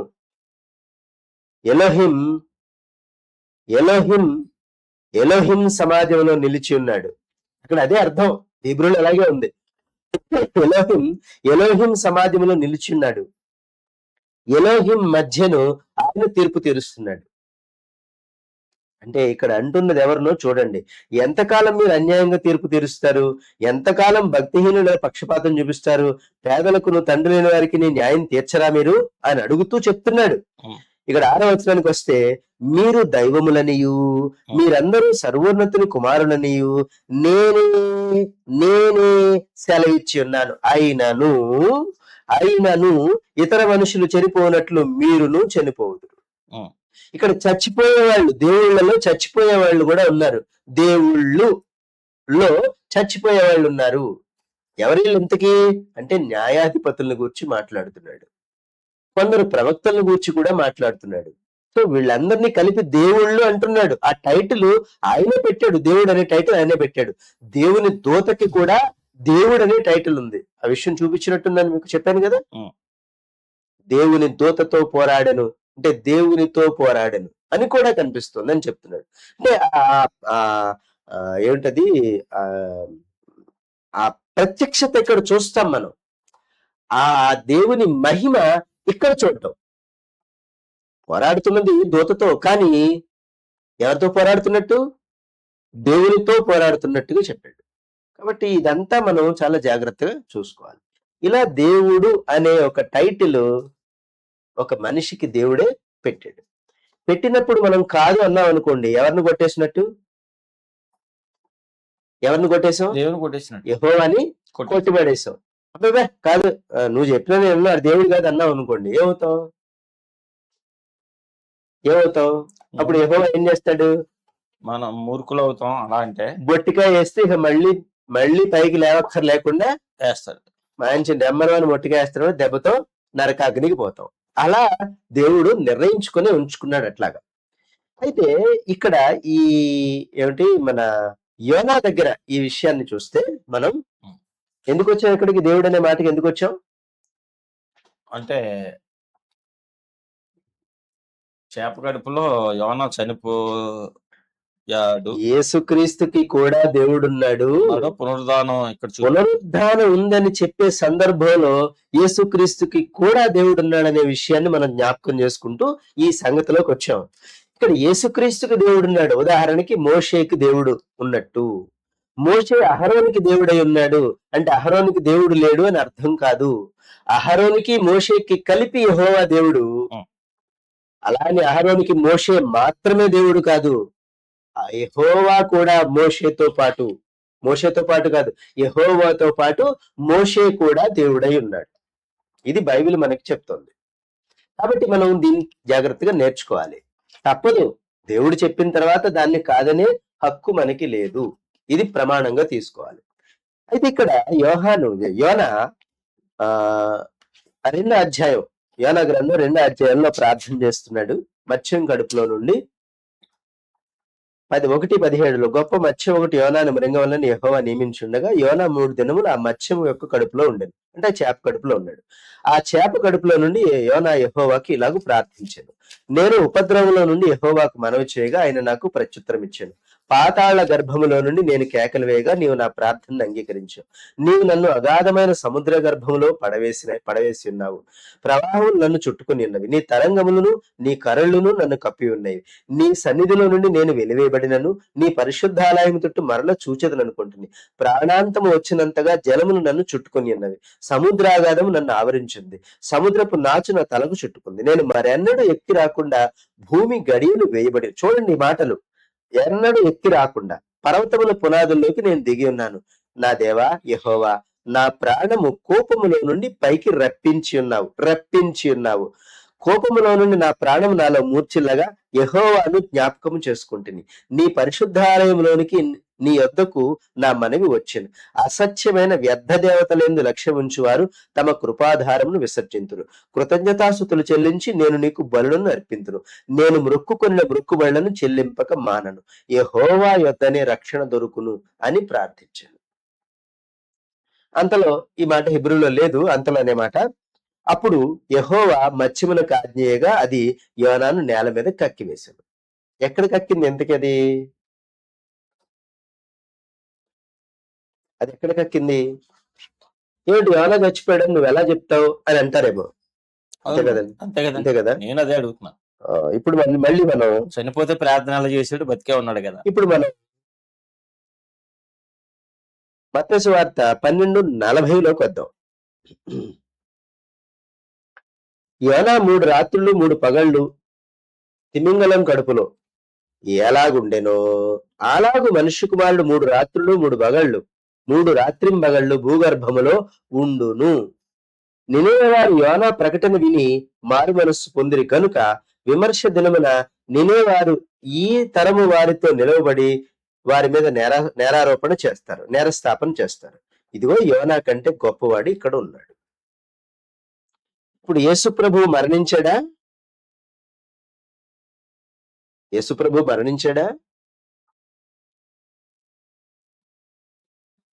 మరణించారు. మరి అప్పుడు యోనా యేసుకు సూచనగా ఉన్నాడు. ఇప్పుడు యేసుక్రీస్తు మరణానికి యోనాయే ఒక సూచన. ఇప్పుడు యోనా బ్రతికున్నట్ట చచ్చిపోయినట్ట? ఈ ప్రార్థన ఎంతసేపు చేస్తాడు? మనం ఇంతే చూస్తున్నాం. ఈ ప్రార్థన ఎంతసేపు చేస్తాడు? కొంచెం సేపు అసలు చేసిన తర్వాత మనిషికి ప్రాణవాయువు లేకపోతే బ్రతకలేడు. బతకలేడు. అందులోను 3 రాత్రులు 3 పగళ్ళు 24 గంటలు. 3 24 ఎంత? ఆ, 3 70 24 74 76 గంటలు ఎంతో? అవును. 76 ఎంత మొత్తం మీద? 20 60 72 గంటలు. 72 గంటలు. 72 గంటల్లో మనిషి శరీరం ఏమవుతుంది? స్పాయిల్ అయిపోతుంది. స్పాయిల్ అయిపోతున్న శరీరాన్ని తిరిగి పునరుద్ధానం చెందించడం అనేది యోనాలో చేసి చూపించాడు. ఉమ్. ఆనాడే పాత నిబంధనలో చేసి చూపించాడు. ఇప్పుడు యోన సముద్రం ఒడ్డున చేప కక్కితే యోన ఒళ్ళు శుభ్రం చేసుకుంటున్నాడు. ఒళ్ళు శుభ్రం చేసుకుంటుంటే దాన్ని చూసిన వాళ్ళకి ఎలా ఉంటుందో చెప్పండి. కొత్త జీవి, వింత జీవి కింద కనిపిస్తుంది. జడిసిపోతారండి. ఊరికే యోనా ఊళ్ళోకి వెళ్ళిపోయి నమ్మేసుకోండి, ఇంకో 120 రోజుల్లో ఇది నాశనం అయిపోద్దని చెప్తే ఎవడో మారడు. యేసు ప్రభు పునరుద్ధానం చెందాడని చెప్తేనే వాళ్ళు ఎవడో లెక్క చేయట్లేదు. అవును. అని వాళ్ళు కళ్ళార చూశారు, వాళ్ళు కన్నులార చూశారు. ఈ వార్త విన్నారు నినివే వాళ్ళు. విని ఆ వ్యక్తిని కన్నులార చూస్తున్నారు. విన్నదాన్ని కన్నులార చూస్తున్నారు. చూసేటప్పటికి వీళ్ళకి గుండె దడ దడ దడ కొట్టుకుంది, భయం వేసింది. అలా వెళుతున్నాడు 3 దినముల ప్రయాణం అంతా. ఆ పట్టణాన్ని అలా వెళ్ళి చెప్తున్నాడు, ఇలా వెళ్ళి చెప్తున్నాడు, అన్ని వైపులా చెప్పేసేటప్పటికి అందరూ వెంటనే గోను పట్టగట్టుకుని ఉపవాసం ఉండి ప్రార్థన చేయడం మొదలెట్టారు. ఏం చూసి? యోనా పునరుద్ధానాన్ని చూసేనా? ఇక్కడ పునరుద్ధానం అనే మాటను ఎందుకు వాడుతున్నానంటే యేసు ప్రభువులో నెరవేరింది అదే కాబట్టి. ఇక్కడ యోన మళ్ళీ మరణించడానికే బ్రతికాడు, కానీ యేసు ప్రభు ఇక ఎన్నటికీ మరణం లేకుండా బ్రతికాడు. వ్యత్యాసం అక్కడ చెప్తున్నాడు అది. కానీ ఏమంటారంటే యోనా దగ్గర యోనా 3 రోజులు ఉపవాసం ఉన్నాడు, మీరు కూడా 3 రోజులు ఉపవాసం ఉండండి. యోనా ఏడ్చాడు, మీరు ఏడండి. కాదు, అది అసలు ఇక్కడ కానే కాదు. ఇక్కడ నేర్చుకోవాల్సిన పాఠం ఏమిటంటే యోనా చేప కడుపులో ఉండి ప్రార్థన చేశాడు, ప్రాణం కూడా పోయింది. ఇక్కడ ఒక సందర్భంలో ఎవరో చనిపోలేదని రాసుకున్నాను నేను. అది మరి మీకే తెలియాలి ఎందుకు రాసుకున్నారు. అది ఏ సందర్భంలో రాసుకున్నానో ఎవరు చెప్పారు? చనిపోలేదంటే యోనా చచ్చిపోలేదని చెప్పుంటారు. ఇక్కడ కూడా యేసుక్రీస్తు చనిపోలేదని ఒప్పుకోవాల్సి వస్తుంది. అక్కడ యోనా చచ్చిపోలేదని ఒప్పుకుంటే ఇక్కడ యేసుక్రీస్తు చచ్చిపోలేదని ఒప్పుకోవాల్సి వస్తుంది. అప్పుడు యేసుక్రీస్తుని సమాధిలో పెట్టడం ఇదంతా ఏమిటి? నాటకమా? నాటకం అయితే బైబిల్ అంతా అబద్ధం అయిపోద్ది. ఇప్పుడు క్రైస్తవుని చెప్పుతో కొట్టినా కూడా తప్పలేదు. అంటే ఇక్కడ నేను చనిపోలేదని రాసుకున్నాను, నాకు కనుక చనిపోలేదని యోనా చచ్చిపోలేదన్న విషయాన్ని ఇక్కడ చెప్తారు. యోనా చచ్చిపోలేదు కాదు, చచ్చిపోయాడని నిర్ధారణ అవుతుంది. ఆ ప్రార్థనలో కూడా ఉంది ఆ మాట. ప్రార్థనలో కూడా ఉంది మరలా రప్పించదవు, నువ్వు నన్ను మరలా రప్పిస్తావు, నువ్వు మరలా రప్పిస్తావని విశ్వసించాడే తప్ప ఎక్కడ యోనా నేను మరణించలేదనే మాటని ప్రస్తావించలేదు. తన ప్రాణం పోతుందని తనకి తెలుసు. కాబట్టి విశ్వాసం అంటే ఇలా ఉంటుంది, నిర్ధారణ చేసుకోవడంలో ఉంటుంది. అంతా నిర్ధారణ చేసుకోవాలి. అప్పుడు యోనా అనే ప్రవక్తను చూసినప్పుడు ఏమి నిర్ధారణ అవుతుంది? యేసుక్రీస్తు మరణము పునరుద్ధానము నిర్ధారణ అయింది. అప్పుడు యోనా అనే ప్రవక్తలో చూడవలసిందేమిటి? యోనా అనే ప్రవక్తలో చూడవలసిందేమిటి? రాబోతున్న మరో ప్రవక్త యొక్క మరణము పునరుద్ధానము ఛాయలో ఏంలో ఉంది, యథార్థం అది అని గమనించాలట. అంతే కదా? ఛాయ అది, యథార్థం ఇది అని గమనించాలి. అని విశ్వసిస్తే విశ్వాసం. అంతే కదా? రైట్. ఇప్పుడు ఒక క్లారిటీకి వస్తున్నారా? వచ్చా. రైట్. కాబట్టి ఇలా భూగర్భంలో మనిషి కుమారుడు ఉంటాడంటే ఇక్కడ యేసు ప్రభు శిలువ మీద మరణించాడా? అట్ ద సేమ్ టైం యోనా కూడా తిమింగలం కడుపులో మరణించాడు. కానీ మరణించలేదు అనుకోవడం మన అపోహ మాత్రమే. మరణించకపోతే 3 దినాల ప్రయాణం, 3 దినాల చేప కడుపులో జీవితం రెట్టయిపోయి పోతుంది. కానీ పోయినా కూడా దాన్ని తిరిగి తీసుకొస్తాడు అని చెప్పడానికి యోనా ఒక సూచన అన్నాడు. అంతేకాదు, ప్రకటన గ్రంథంలో మాట వస్తుంది, సముద్రము, భూమి, పాతాళము దానిలో ఉన్న మృతుల్ని అవి అప్పగించాయని చెప్పాడు. ఎక్కడన్నా జ్ఞాపకం ఉందా మాట మీకు? చదివేది మీరు చెప్పారు. చదివిన జ్ఞాపకం ఉందా? మీరే అప్పగిస్తాయట, మీరే చచ్చిపోయిన వాళ్ళని మృతుల్ని అప్పగిస్తాయట. అవి అప్పగిస్తాయంటే అర్థం ఏంటి? మరి గాలిలో కలిసిపోయాడు ఏమవుతాడు? గాలి కూడా అప్పగిస్తుంది అనమాట. పంచభూతాల్లో ఎక్కడ మనిషి ప్రాణం పోయి మనిషి అందులో కలిసిపోయినా కూడా అవన్నీ తిరిగి తీసుకొచ్చి మనిషిని అప్పగిస్తాయి. ఎవరికి? దేవునికి. అది ఎక్కడ ఉందండి? ఒకసారి మీరు చెప్పారు. చెప్పాను, మీకు చూపించాను, కానీ ఇప్పుడు మరి నేను చూపించారు. చూపించలేదు. పర్లేదు, పర్లేదు. ఎందుకంటే ఇప్పుడు మళ్ళీ మిస్ అవుతాం మనం. ఆ. కనుక ఈ అప్పగిస్తాయి అనే విషయం అర్థమవుతుంది. అంటే పునరుద్ధానం ఉంది అని కన్ఫర్మ్ చేస్తున్నాడు. అవునా? పునరుద్ధానం ఉంది అని అని చెప్పటానికి యోనా ద్వారా ఆది నుంచి ప్రవక్తల నోట అదే ప్రవచనాన్ని ప్రకటించుకుంటూ వచ్చాడు. అబ్రహాము తన కడుపున పుట్టేది మామూలు కొడుకు కాదు, మామూలుడు కాదు. ఎవరట? మామూలుడు కాదంటే ఎవరు? దేవుని తాను బ్రతికి అనేక మంది తనలాగా బ్రతికించేవాడు పుడతాడని అబ్రహాం ఎదురు చూశాడు. ఆ 11వ అధ్యాయ హెబ్రీ పత్రికలు అదే కనిపిస్తుంది. దూరం నుంచి చూచి వందనం చేశాడు. దూరం నుంచి అంటే ఎన్ని తరాల గ్యాప్ నుంచి చూస్తున్నాడు? అంత దూరంలో కనబడుతున్న వాడిని చూసి వీళ్ళ అందులో కాదలుగు ఆ చివరు ఉన్నాడు చూసావా, ఆ చివరు ఉన్నవాడే నా కడుపున పుడతాడు అని ఇక్కడ ప్రవచనం చెప్పి చచ్చిపోయాడు తాత. ఆ తాత ప్రవచనాన్ని పట్టుకొని మనం చూడాలి తప్ప అదే యాకోబు చూశాడా? అదే యాకోబు చూస్తున్నాడు, అదే యోసేపు చూస్తున్నాడు. కొనుక్కున్నాడు. అందుకే కొనుక్కున్నాడు. అందుకే జ్యేష్ఠత్వం కావాలని గిలగిల్లాడాడు. అవకాశం దొరికింది, టక్కుని చేత పట్టుకున్నాడు. కానీ మన గుడ్డి మొక్కలకి కయ్యన్ అన్నాడు, సారీ ఏశావు అన్నాడట, 2 మార్లు మోసం చేశాడు నన్నంటే. ఆడు చెప్పిన మాట ప్రధానం అయింది కానీ దేవుడు చెప్పిన మాట ప్రధానం కాలేదు. అందుకు మీకు ఇంకొక ఉదాహరణ కూడా, జక్కయ్య పాపాత్ముడనే అపోహతో కూడిన బోధ ఇలా పుట్టిందే. జక్కయ్య పాపాత్ముడని బైబిల్లో ఎక్కడుందంటే ఉంది కదా. ఏదో గేదె గొంతేసుకుని అరిస్తే దబాయించినంత మాత్రం నిజమైపోదు. అక్కడ ఏమనుందంటే, చుట్టుపక్కల ఉన్న వాళ్ళందరూ అనుకున్నారు, జక్కయ్య నేడు నీ ఇంట బస చేయవలసి ఉన్నదని యేసు ప్రభు చెప్తే, ఇదేంటి ఈయన పాపాత్ముడి ఇంటికి వెళ్తున్నాడు, పాపాత్ముడి ఇంటికా, అయ్యో అని బొగ్గలు నొక్కుంటున్నారట, నోళ్ళు నొక్కుంటున్నారట. ఆళ్ల మాట ప్రధానమైంది తప్ప యేసు ప్రభు మాట ప్రధానం లేదు. ఎంత బుద్ధిహీనత వేళ క్రైస్తవ్యానికి. యేసు ప్రభు మాటని కొట్టేసి ఒక సాధారణమైన మనిషి మాటని నువ్వు నమ్ముతున్నావు అంటే నువ్వు ఎవరికి ప్రియారిటీ ఇస్తున్నావు? నువ్వు యేసు ప్రభునికి గెంటేస్తావు అనమాట. యేసు ప్రభుతో నీకు పని లేదు అనమాట. యేసు ప్రభు అక్కర్లేదు, ఆయన మాటతో నీకు పని లేదు. ఆయన ఏమన్నాడు? నీ ఇంట్లో ఉండాలంటే అలా వెళ్ళాడు. వెళ్ళగానే నిలవబడి అంటే ఏంటో ఆ మాట కూడా అర్థం తెలియదు. నిలవబడి అంటే మొత్తం తన జీవితం అంతటిని ఎదురుగా పెట్టి, నేను నీ ఎదురున్నాను, నేనేంటో నీకు తెలుసు, నువ్వేంటో నాకు తెలుసు, రా మన ఇద్దరం చూసుకుందాం అన్నట్టుగా ఎదురుగా నిలబడి, ప్రభువా ఇప్పుడు నా ఆస్తిలో సగం బేదలకు ఇచ్చేస్తున్నాను. ఇప్పటిదాకా నేను సంపాదించిన సంపాదనలో సగం బేదలకు ఇచ్చేస్తున్నాను. నేను ఎవని వద్దనైనను దేనినైనను అన్యాయముగా తీసుకుని ఎడల 4 అంతలు మరల వానికి చెల్లిస్తాను అని చెప్పాడు. తీసుకుని ఎడల అన్నారు. తీసుకుంటే అని కదా అర్థం. అంటే ఆ మాటకి అర్థం ఏంటండి? తీసుకోలేదని. అంత ఎవరి ముందు నిలబడి చేస్తున్నాడు? దేవుని ముందు. అదే వెటకారంగా ఉందా యేసు ప్రభు మాటలు కొట్టేయడానికి? అని ఒళ్ళు గారు మర్చిపోతున్నారా?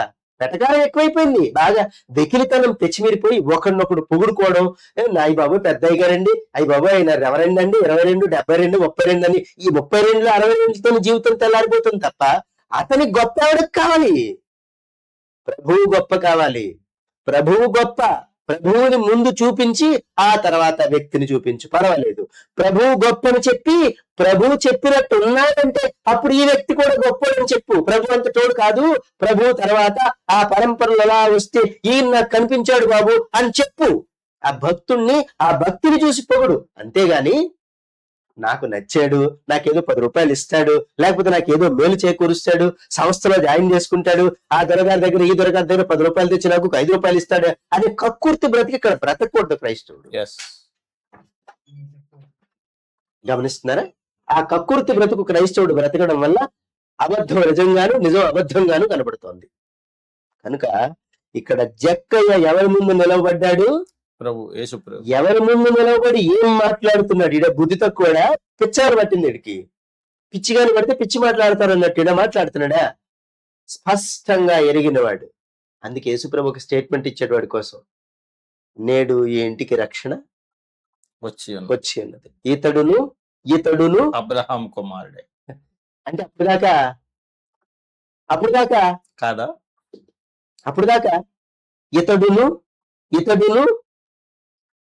ఇతడును అంటే ఇతగాడు కూడా అబ్రహాముకి కుమారుడే. అంటే జక్కయ్య విశ్వాసం ఏమిటి? మళ్ళీ తిమోతి పత్రికలోకి వస్తున్నాం. జక్కయ్య విశ్వాసం ఏమిటి? ఆ లోకాసువార్త 19వ అధ్యాయం అంతా చదివి అసలు జక్కయ్య విశ్వాసం ఏంటో చెప్తే ఎవరికైనా ఒక మంచి అభినందన ఏంటి పొగడతా నా నుంచి వస్తుందండి. జక్కయ్య విశ్వాసం ఏంటో చెప్తారు ఎవరన్నా? లోకాసువార్త 19వ అధ్యాయం చదివి ప్రయత్నించండి. లోకాసువార్త 19వ అధ్యాయంలో జక్కయ్య విశ్వాసం ఏమిటి? జక్కయ్య విశ్వాసం చెప్పాలి. 8వ అధ్యాయం జక్కయ్య విశ్వాసం చెప్పాలి. 9:8 జక్కయ్య నిలువబడి, ఇదిగో ప్రభువా, నా ఆస్తిలో సగభాగం పేదలకు ఇచ్చుచున్నాను. నేను ఎవని యొద్దనైనను అన్యాయముగా దేనినైనాను తీసుకునే ఎడల అతనికి 4 మరలా చెల్లించునని ప్రభువుతో చెప్పారు. అందుకు యేసు, ఇతడును అబ్రహాం కుమారుడే. ఇతడును అంటే వీడు కూడా అబ్రహాముకి కుమారుడే అని చెప్పాడు. వీడు కూడా అంటే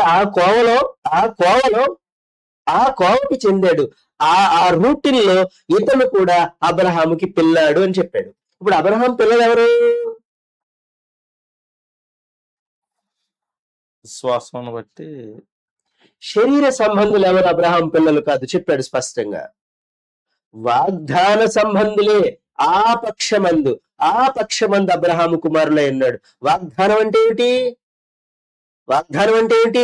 శరీరంతో సంబంధం లేదని, శరీర సంబంధులు ఎవరు పిల్లలు కాదని, వాగ్దానాన్ని బట్టి పుట్టాలని. వాగ్దానాన్ని బట్టి పుట్టడం అంటే గలతీ పత్రిక 3వ అధ్యాయం 16వ వచనం ప్రకారంగా 3వ అధ్యాయం 16 ప్రకారంగా అబ్రహామునకును అతని సంతానమునకును వాగ్దానములు చేయబడను. అయితే ఆయన అనేకులను గురించి అన్నట్టు సంతానములకు అని చెప్పక సంతానములకు అని చెప్పానని చెప్పాడు. సంతానమునకు, ఆ సంతానము క్రీస్తే. ఒకరిని గూర్చి అన్నట్టే చెప్పాడు సంతానము, ఆ సంతానము క్రీస్తు అని చెప్పాడు. ఇప్పుడు జక్కయ్య విశ్వాసం ఏమిటి? ఇందాక మనం ఆ టాపిక్ ని మిస్ అవుతున్నాం. ఇక్కడ ఏది పేతురు చెప్పాడు కదా, నీవు సజీవుడైన దేవుని క్రీస్తు అని చెప్పిన విషయాన్ని ఇక్కడికి తెచ్చుకోండి. జక్కయ్య ఏమని విశ్వసించాడు? యేసుక్రీస్తుని.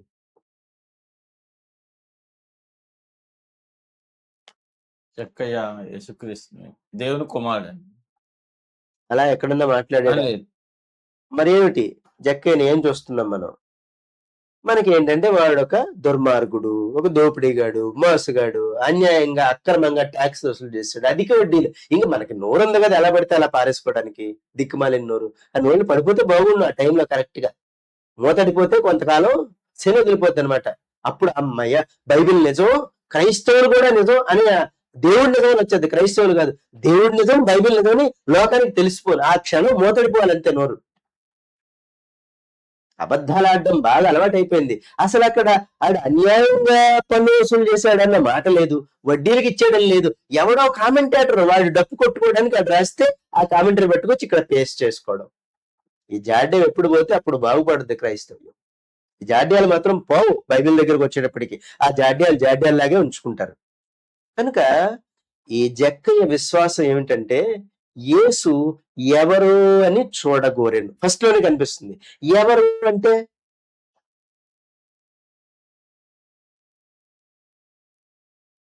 దేవుడు అవునా కాదా అని. యేసుక్రీస్తు దేవుడా? దేవుని కుమారుడు. అయితే దేవుడా? దేవుడు. ఎలా? దేవుని కుమారుడు దేవుడే అవుతాడు కదండి. మరి రాసి ఉంది కదండి ఎక్కడుందండి? కూడా మొత్తం కొత్త నిబంధన గ్రంథం అంతట్లోను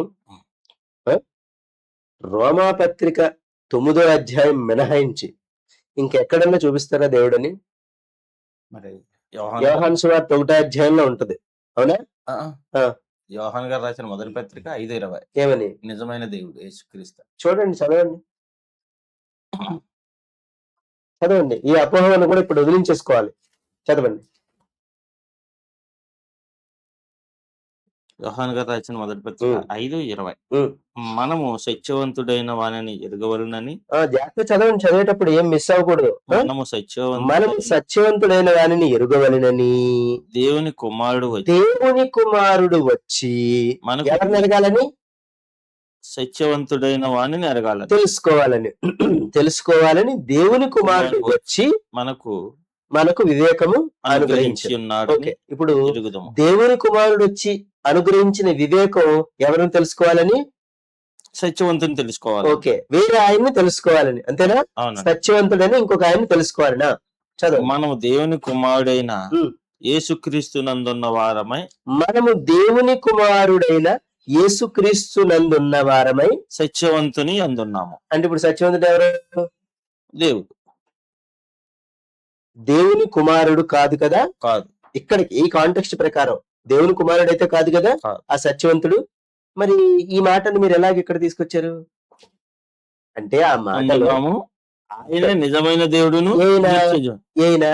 ఆయన అంటే యేసుక్రీస్తు ఇక్కడ కాదు. కాంటెక్స్ట్ లో ఇక్కడ కాంటెక్స్ట్ యేసుక్రీస్తు కాదు. సత్యవంతుడనే ఆయన్ని గురించి చెప్తున్నాడు. అవును. సత్యవంతుడు ఆయనే నిజమైన దేవుడును. చూడండి, ఏముంది? నిజమైన దేవుడును నిత్య జీవమునై ఉన్నాడు. నిత్య జీవమునై ఉన్నాడు. ఎవరు? ఆయనే. ఆ. ఆ నిత్య జీవాన్ని ఎవరి ద్వారా ఇస్తున్నాడంటే తన కుమారుడి ద్వారా ఇస్తున్నాడు. ఇప్పుడు నేను ఒక చిన్న లాజికల్ క్వశ్చన్ అడుగుతాను. యేసుక్రీస్తు దేవుడైతే, అంటే దేవుడు కాదంటున్నానని ఇప్పుడు వీడియో చూసిన వాళ్ళందరూ నన్ను తిట్టుకుంటారు, ఇంకా ఇక్కడి నుంచి కామెంట్స్ చేస్తారు. అసలు అవునో కాదో ముందు నిర్ధారించండి, తర్వాత చూద్దాం మిగతా సంగతి. ఇప్పుడు యేసుక్రీస్తు దేవుడైతే ఎవరైనా మేకులు కొట్టగలరా? కొట్టలేదు. యేసుక్రీస్తు దేవుడైతే ఎవడైనా కొరడాతో కొట్టగలడా? యేసుక్రీస్తు దేవుడైతే ఎవడైనా ముళ్ళ కిరీటం పెట్టగలడా? యేసుక్రీస్తు దేవుడైతే ఆయన్ని చంపగలరా?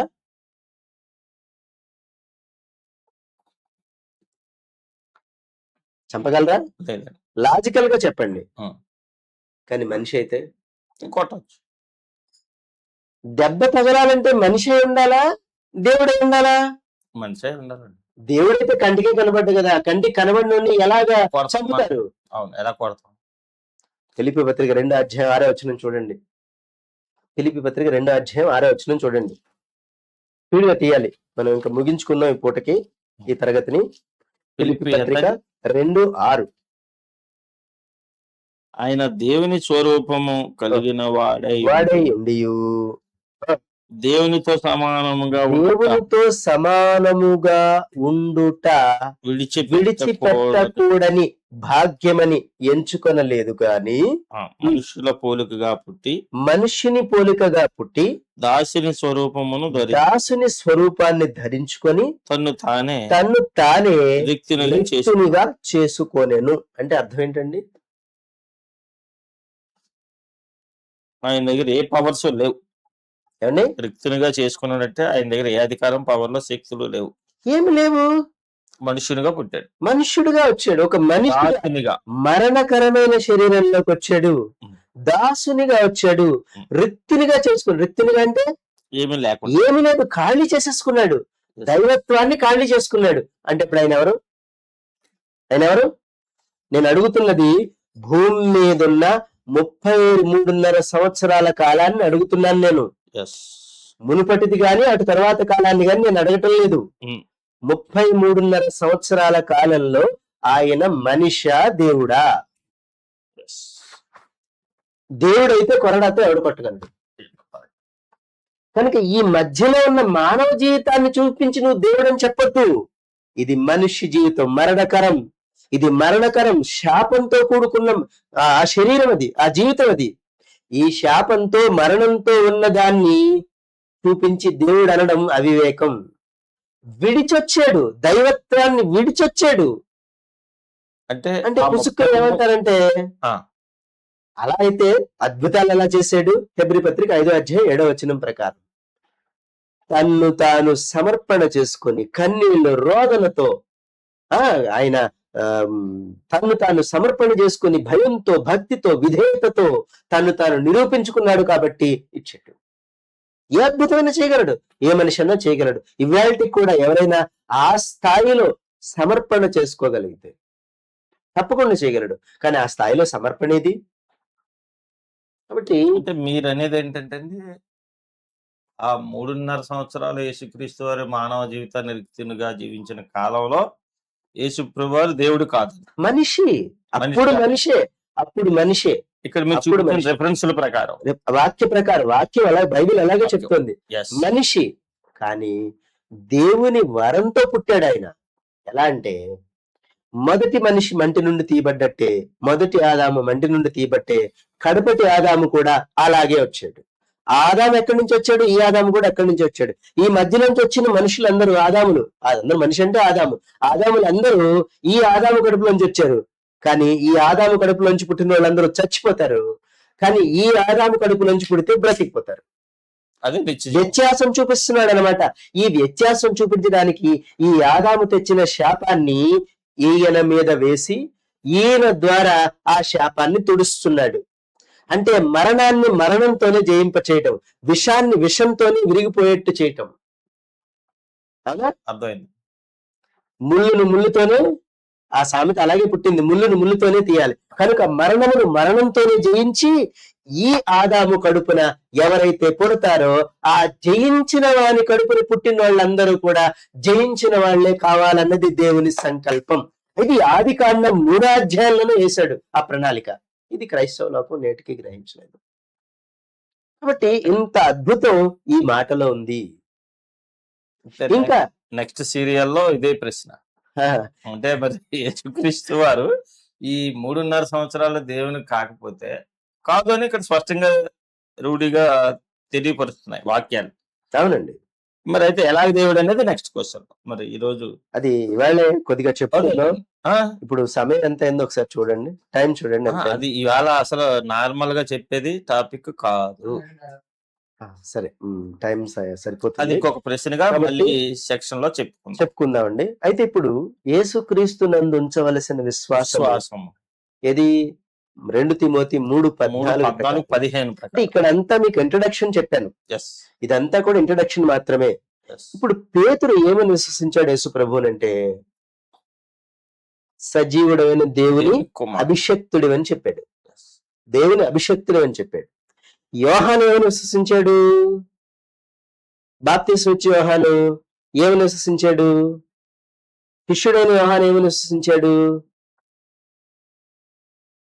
దావీదు ఏమని విశ్వసించాడు? మలాకి ఏమని విశ్వసించాడు? మేకా ఏమని విశ్వసించాడు? ఆమోస్ ఏమని విశ్వసించాడు? సమూయేలు ఏమని విశ్వసించాడు?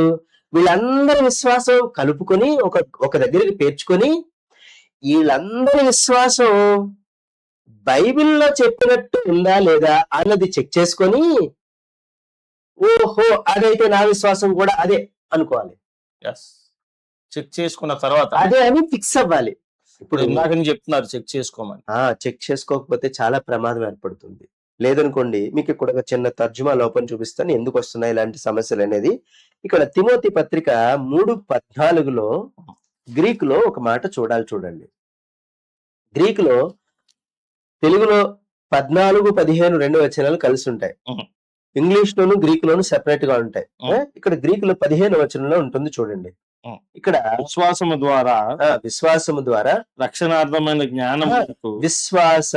విశ్వాసము అనే మాట ఇక్కడ చూడండి. And that from a babe అంటే బాల్యం నుంచి you know the holy scriptures those being able to make you wise to salvation through belief in Christ Jesus. Belief in Christ Jesus అని రాశాడు. కానీ ఇక్కడ ఉన్న ఆ మాట ఏంటంటే పిస్టో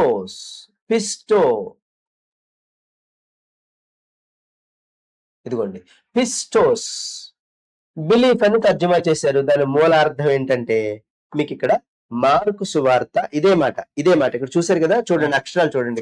చూసాను ఇదిగోండి బిలీఫ్ అనేది పిస్టోస్, ఉంటుంది. అవును. పిస్టోస్. ఓకేనా? ఇప్పుడు అదే మాట హెబ్రీ పత్రిక 11వ అధ్యాయం చూద్దాం.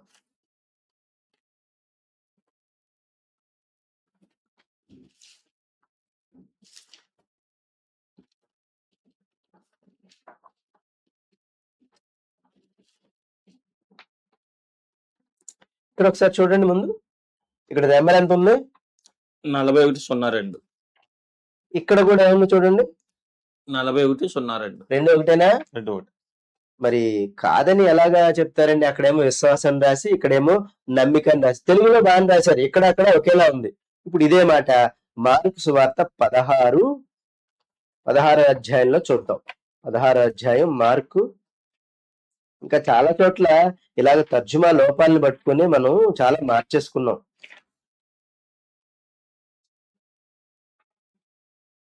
16 అధ్యాయం ఆ. 16 నమ్మి బాప్తిసం పొందువాడు రక్షింపబడును, ఉమ్. నమ్మని వానికి శిక్ష విధింపబడును. నమ్మని వానికి శిక్ష నమ్మి బాప్తిస్వం పొందినవాడు. ఇక్కడ నమ్మి అనే మాట ఇక్కడ ఏముందో చూడండి.